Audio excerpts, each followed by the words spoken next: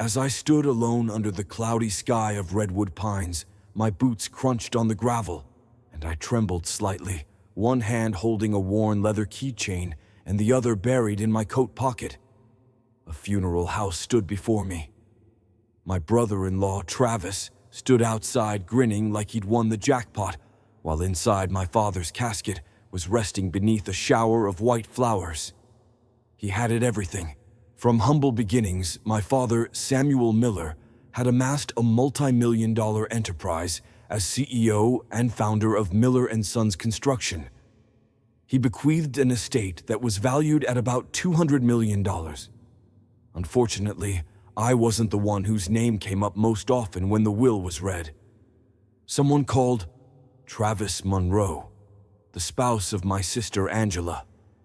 The man who had been sweeping floors at my dad's workplace suddenly stood on the front steps, beaming like a king as he surveyed his freshly acquired throne, brandishing a Rolex. He was formally appointed as the chief executive officer, executor of the estate and majority shareholder. Where do I stand? A beat-up 1995 Ford F-150 was the only vehicle I was given. Seems fitting, Travis said under his breath as he slipped his sunglasses over his arrogant face. That truck is perfect for you, Ethan. You've always had a thing for being low maintenance. Silence engulfed me. I did nothing but gaze at the key on my palm. Cracks appeared in the leather, while the metal felt icy. Shame should have been my emotion. However, under the surface of the pain and shock, I experienced something else. Sounds like a hum, something to be felt. A tug. I hopped in the truck later that night because I had finished everything else. The driver's seat had the marks of my father, soft from use and ripped at the edges. The ignition made a noise resembling that of a weary dog awakening, and the screen for navigation flashed on. A path was shown. An intended location had already been entered. Absent address, just a town name. Coordinates alone. The GPS had remained untouched. What about my dad? He had very little experience with mobile phones. In general, much less touchscreen devices. With my pulse pounding, I gazed at the screen. A feeling told me to press play. And thus it came to pass. Because perhaps, just possibly, there was more than rusted bolts and worn-out tires on this weathered truck. Perhaps it had some truth. I came to the realization when the redwood pine trees whizzed by in the side mirrors. There was still a legacy to be continued. A revelation was about to begin, in order to maintain harmony. My mind was blown. She was not asked to do it by me. I know you wouldn't, but someone has to bridge the silence. She would always respond. Finally, one day, the stillness broke. Angela telephoned. The woman was inconsolable. Dad, it's Ethan. This is cancer. 4th stage. Both of my digits froze. No, I didn't inquire as to the sort. None of that mattered. I resigned the next morning. No farewell celebrations. No emails to say goodbye. My classroom door just bears a discreet message. Excuse me. So Miller had to go. However, he bequeathed a lifetime of faith in each and every one of you. Afterwards, I headed home intent on not acquiring a business. That is not to insist on regrets. All I wanted was to be here to make the most of the time we had left and maybe even become a son again. It had been 15 years since I'd set foot in my boyhood house, and the aroma of lemon oil and old paper wafted through the air. Mom appeared older, strangely smaller, yet her eyes were beaming. Sitting erect and emaciated, pale, yet reading a packet of building documents, was Dad in the living room. Rising to his eyes, he raised his head, and for an instant, I noticed a glimmer of surprise in his eyes. Pain alleviation. Is it regret? His silence was deafening. I also didn't. We could have avoided it. I lingered. I took care of his medication management, driving him to appointments and making his meals. I mowed the yard, went through his chemotherapy treatments, caught his vomit in the bucket, and occasionally we would simply sit, and listened to the quiet. He was never sorry, on one occasion only. Occasionally, though, as I encircled his legs with the blanket or assisted him with shaving, he would murmur a soft, "Thanks, son." I had been carrying around a lot of empty space for years, but those two words filled it all. After that, on a gloomy September morning, he vanished. I, along with Angela and Mom, was there at his side as Dad breathed his last. At last, the tower builder lay down in peace and humanity. I also knew for the first time that he had loved me from the beginning. Please don't say it aloud.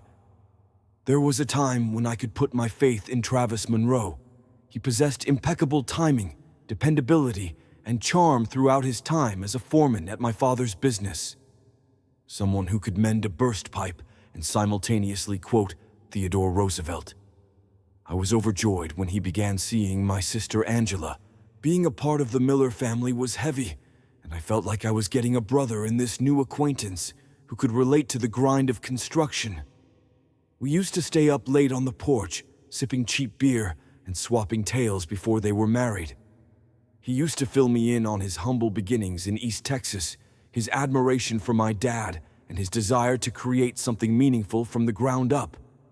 He went so far as to suggest that I change my degree. "You have a soft spot for children, Ethan," he said once. "You should let your grandpa go after concrete.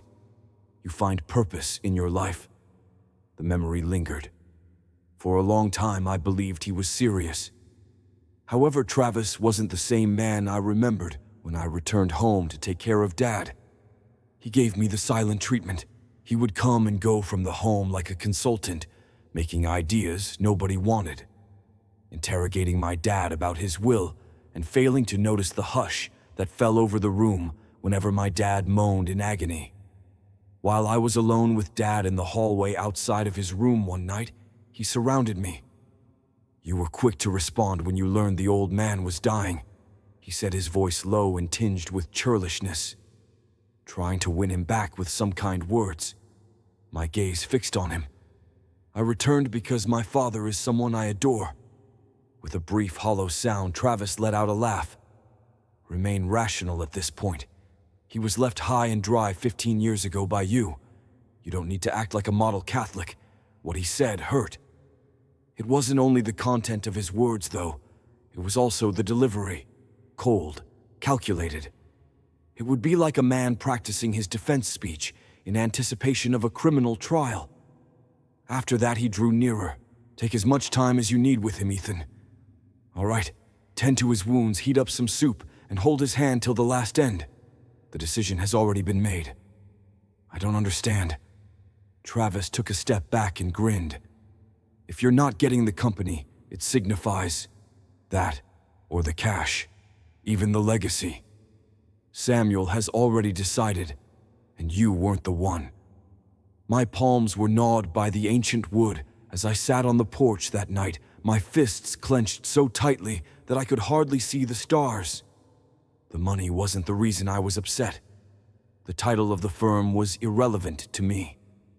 I was devastated to learn that Travis, the man I had held in high esteem before, had been plotting his move for quite some time. Indeed, in all walks of life. However, in blood they died. Every member of our family had fallen prey to his manipulations. Travis would emerge out of nowhere whenever Dad was unwell. On holidays, he would bring expensive presents, act the part of the nice son-in-law, and then vanish before the cleanup was finished. Whenever Dad needed assistance with paperwork, Travis lost the necessary forms. Despite Angela's requests that he spend the night with Noah, he had meetings. However, he never let golfing with board members slip his mind. There was always time for shady dealings. I began to keep a careful eye on him. He was quite condescending to Mom, yet he always managed to crack a smile. The way he addressed the office as his. The way he regarded me as if I were an apparition attempting to encroach onto his dominion. Angela, meantime, had also transformed. Her smile became less frequent, gave a quieter laugh, consistently nodded, even though her expression betrayed her disagreement.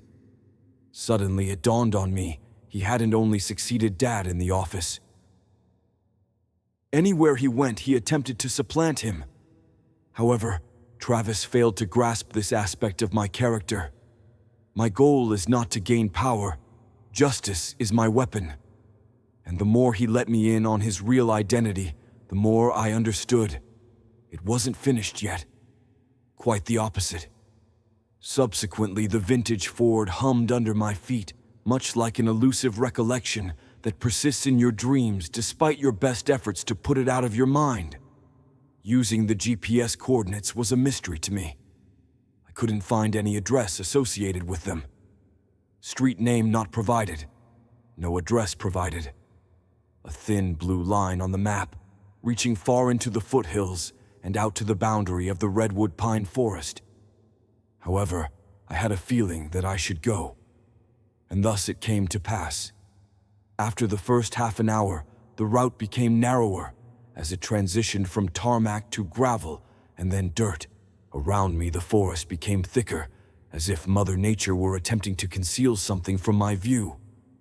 At last it was there. A little wooden cottage lay nestled between two trees that were older than the town itself. Not a single mailbox. There is no power pole. Fading white paint that peels like pages from an old diary and a rocking rocker make up the only furnishings on the front porch. With a racing heart, I got out of the truck. Beyond being off the grid, this was completely disregarded. The door swung open with a groan as I walked up to the porch, and behold, she appeared. "Ethan," my mom said, her voice quivering. "I'm so excited." I went completely still. "Mom, why are you in this place? What gave way for this location to be in Dad's truck?" She moved aside, subtly signaling for me to come in. Reaching for the teapot that was already hot on the wood-burning stove, her hands quivered. She said, "This was your father's hideaway. Hoy, he purchased it many years ago. According to him, everyone needs a sanctuary from the outside world." I spun around.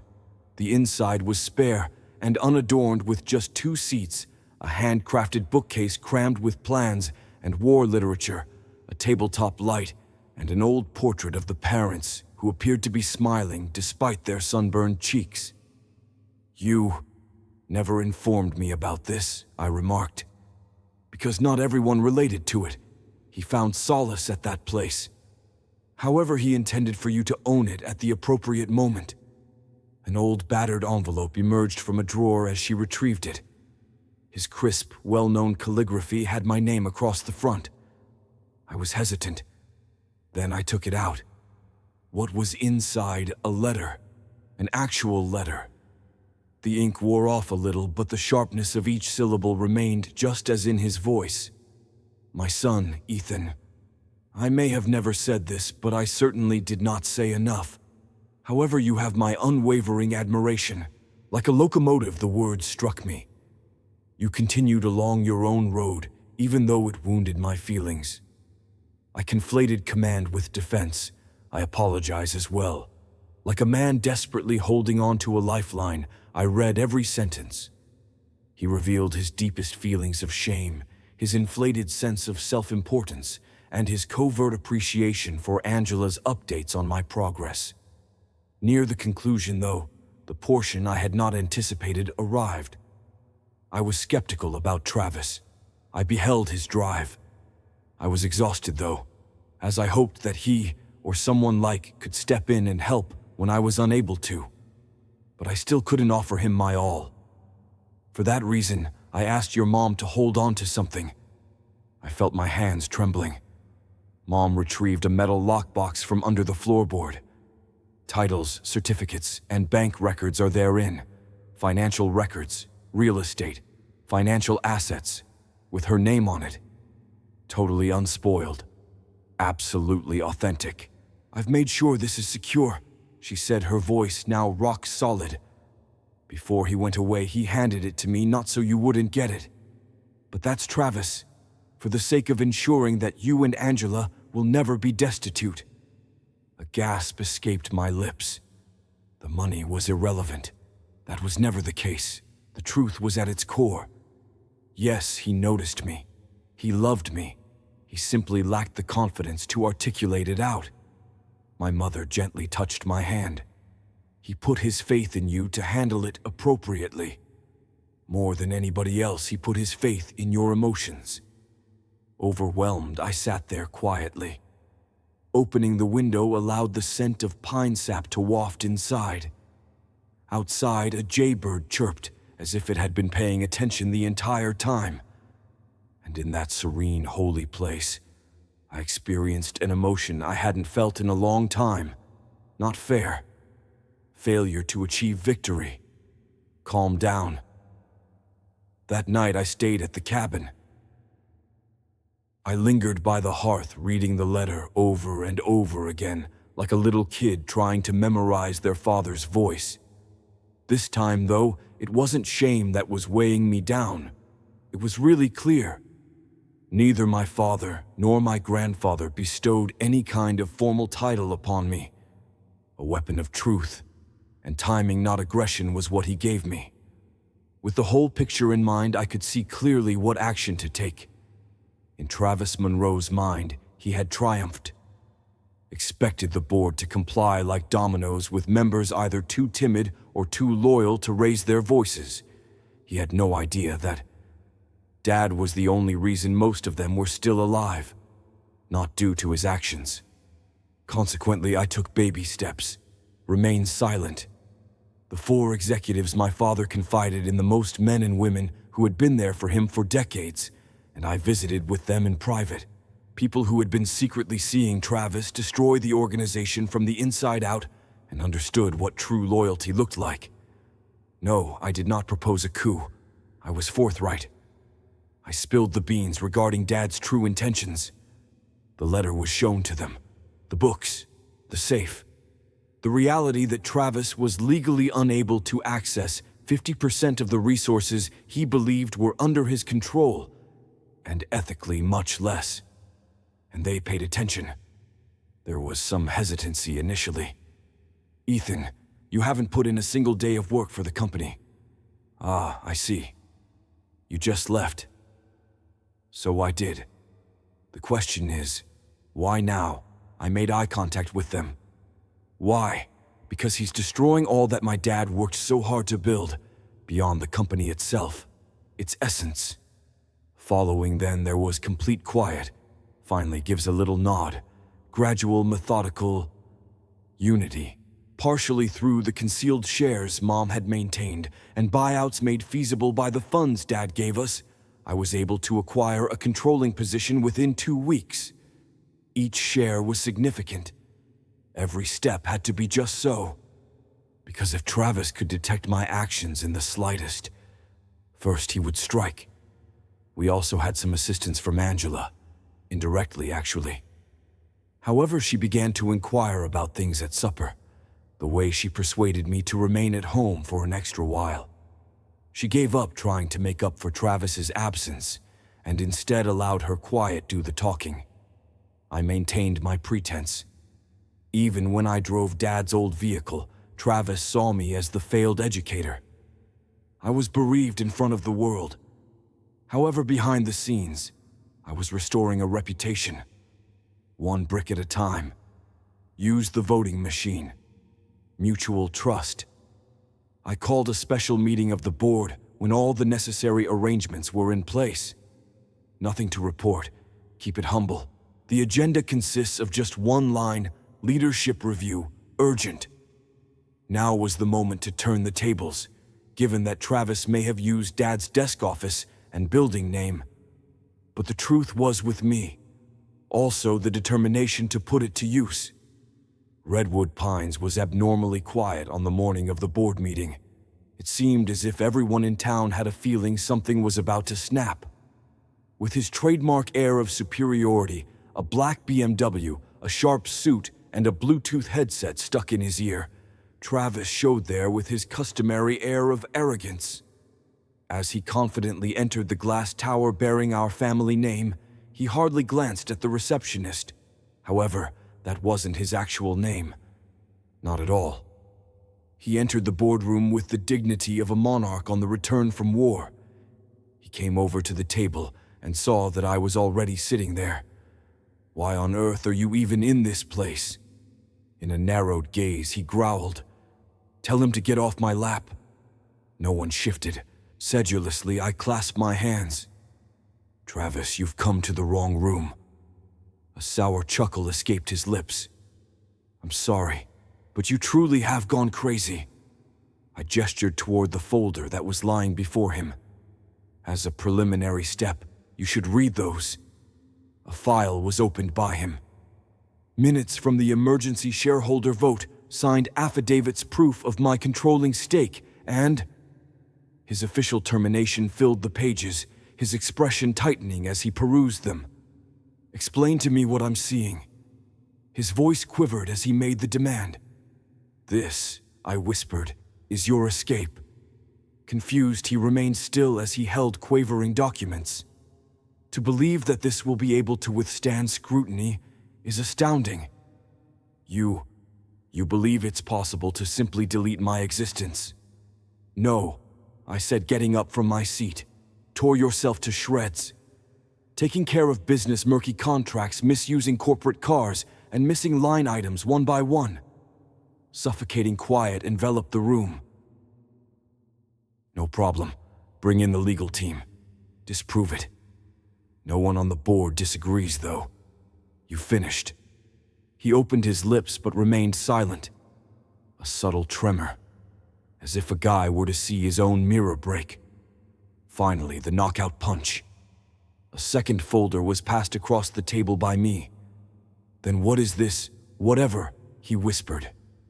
"Verification of individual misappropriation of business monies, home electronics, explore the world, contracts entered into in your name and paid for by the provider. No effort was made to conceal your actions. Who the fuck did that to you?" I remained silent. Forgot to do it. It was obvious to him. It was obvious to everyone there. Expecting someone to come to his defense, he cast his eyes around. Absolutely nobody did, given that the performance has concluded. Suddenly, the unanticipated moment arrived. Into the room strode Angela. Neither was she sobbing. She seems unfazed. Her expression was one of shocking tranquility. On the table, she set a simple white envelope.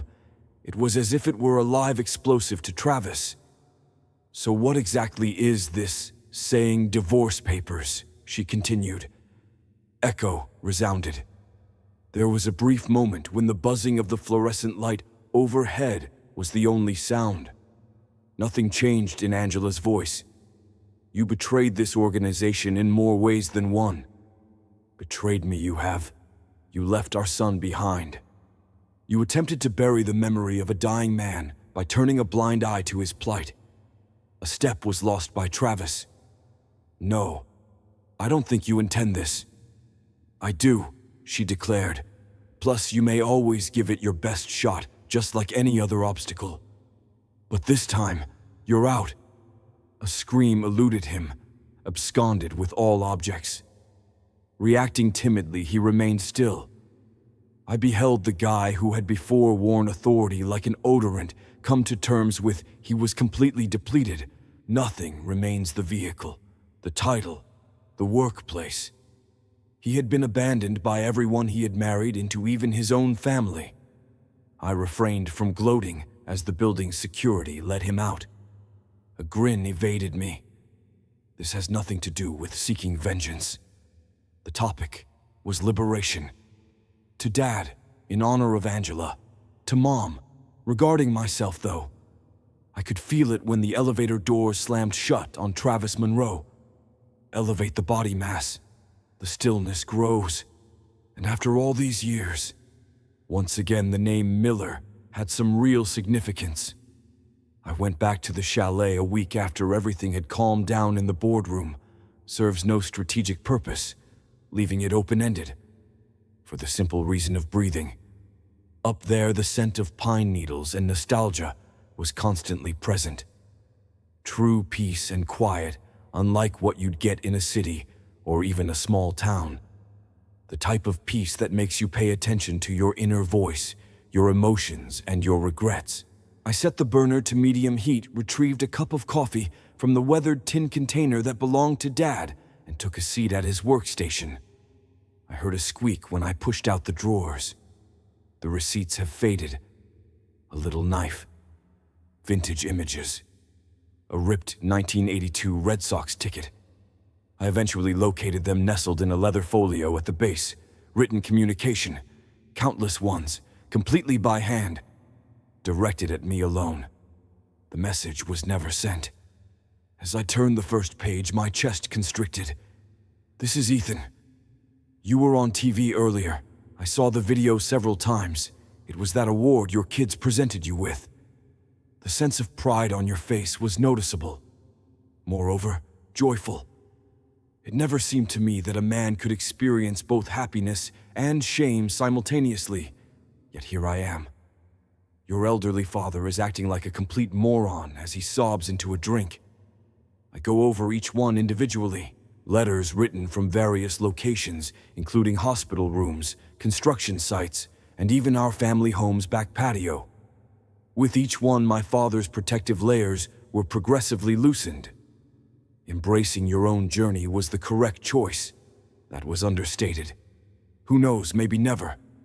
Rest assured, I am now aware of your presence. Plus, I respect the guy you developed into. He had forgotten anniversaries, holidays, and even one following his first chemotherapy treatment. Yet there were letters from those times anyway. This is strange. The man who constructed towers is now frightened of a Skittle-sized tablet. I'm maintaining my composure, but wow, I wish I have your bravery. He had spent a lifetime constructing a wall, and every phrase was a hole in it. And that barrier fell down with each letter, until a father was left attempting to love via the safety of writing, since he knew no other way. He had intended to proclaim it. He was unable to do it. In any case, he penned it, time and time again. As I pursued the specter of a guy who had broken down his defenses, I read non-stop at that desk till dawn. In the middle of the 17th to the 33rd page, he had my forgiveness, just because he had inquired.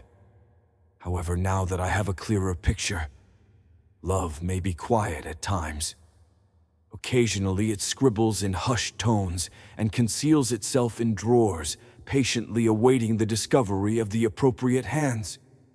At the precise moment, my phone began to ring just as the sun began to rise. Noah had made a video call, the son of Angela, nephew of mine, improving my intelligence at the age of 10 compared to most adults I know. In response, I grinned drowsily. "Hey, little one, the fuck aren't you supposed to be preparing for the day of school?" He seemed really serious. The youngster who is wearing a Pokemon t-shirt and is clutching a waffle that is only partially finished seems too focused. "Uncle Ethan," he said, his eyes narrowing as he spoke.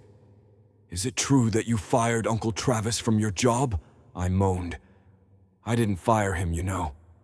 "Oh, the board." "That's incredible," he said, his jaw clenched from syrup. "Your mother thinks you're the true hero." The thought made me laugh. "Oh, so she said that, according to her, you're the most intelligent miller, even more so than Grandpa. Is it accurate?" My heart slowed. "Noah, your grandfather was enormous. To be honest, I'm simply someone attempting to avoid stumbling over his shadow." He chewed while nodding.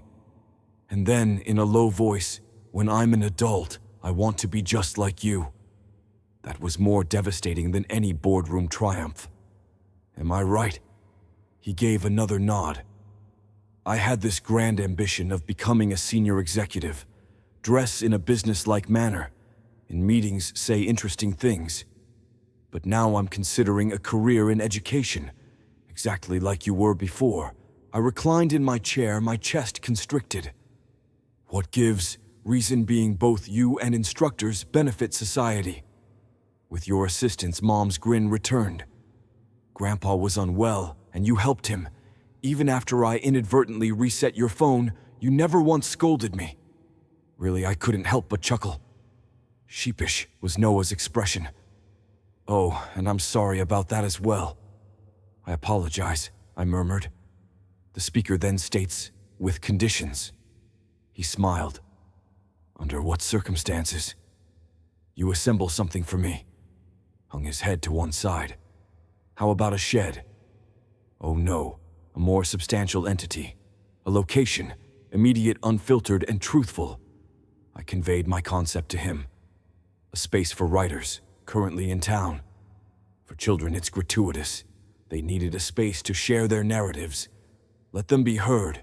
Say what their loved ones couldn't or wouldn't dare to say.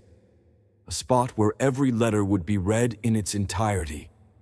He seemed elated. Am I welcome to provide a hand with the design?